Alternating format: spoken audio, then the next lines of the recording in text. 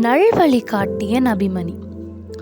இறைவனின் தூதரிலே நீங்கள் பின்பற்றி வாழத் தகுந்த அழகிய முன்மாதிரி உங்களுக்கு உண்டு. அல் குர்ஆன் வசனம்.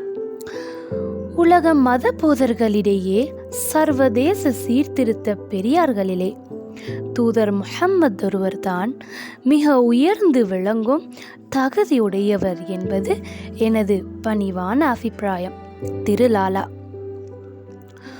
உலக வரலாற்றிலேயே காண முடியாத ஒரு புதுமையை நான் முஹம்மது நபியின் வரலாற்றில் கண்டேன்.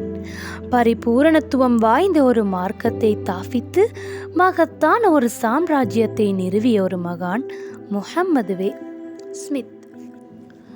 மைக்கேல் எச் ஹார்ட் என்பவர் தனது உலக பிரசித்தம் வாய்ந்த the 100 ranking of the most influential persons in history என்ற நூலை 1978 பல தியாகங்களுக்கு மத்தியில் எழுதி முடித்தார். அந்த 100 பிரமுகர்களிலும் முதலாமவராக முஹம்மது நபியை தேர்ந்து முதன்மை அந்தஸ்து கொடுத்திருப்பதை அவரது சில வாசக நண்பர்களினால் ஜீரணித்துக் கொள்ள முடியவில்லை. நீரோ ஒரு கிறிஸ்தவன், இயேசுநாதருக்கு முதலிடம் கொடுக்காமல் ஏன் முஹம்மது நபியை தேர்ந்தெடுத்தீர் என்று கேள்வி கணைகளை தொடுத்தனர்.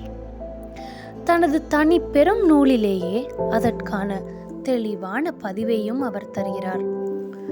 A striking examples of this is my ranking Muhammad higher than Jesus in large part because of my belief that Muhammad had a much greater personal influence on the formulation of the Muslim religion than Jesus had on the formulation of the Christian religion. He was the only man in the history who was supremely successful on both religious and secular levels. எனது நம்பிக்கையின்படி இயேசுநாதருக்கு கிறிஸ்தவ சமயத்தை தாபித்ததில் காணப்படும் தனிப்பட்ட செல்வாக்கை விட முஹம்மதுக்கு இஸ்லாமிய மார்க்கத்தை தாபித்ததில் மிகப்பெரிய பிரத்யேக செல்வாக்கு காணப்படுகிறது. சமய சம்பந்தமான உலகியல் சம்பந்தமான துறைகளில் சரித்திரத்தில் வெற்றி வாகை சூடிய வேந்தர் அவர் ஒருவர்தான். காய்தல் உவத்தலின்றி உள்ளதை உள்ளபடி காணுகின்ற நடுநிலை கொள்கையுடைய அனைவரும் நூலாசிரியரின் கூற்றை ஏற்றுக்கொண்டனர். முஹம்மது நபி மனித வாழ்வில் நிரந்தரமான நிம்மதியையும் முன்னேற்றத்தையும் தரக்கூடிய எந்த துறையையும் தொட்டு காட்டாமல் விட்டு வைக்கவில்லை.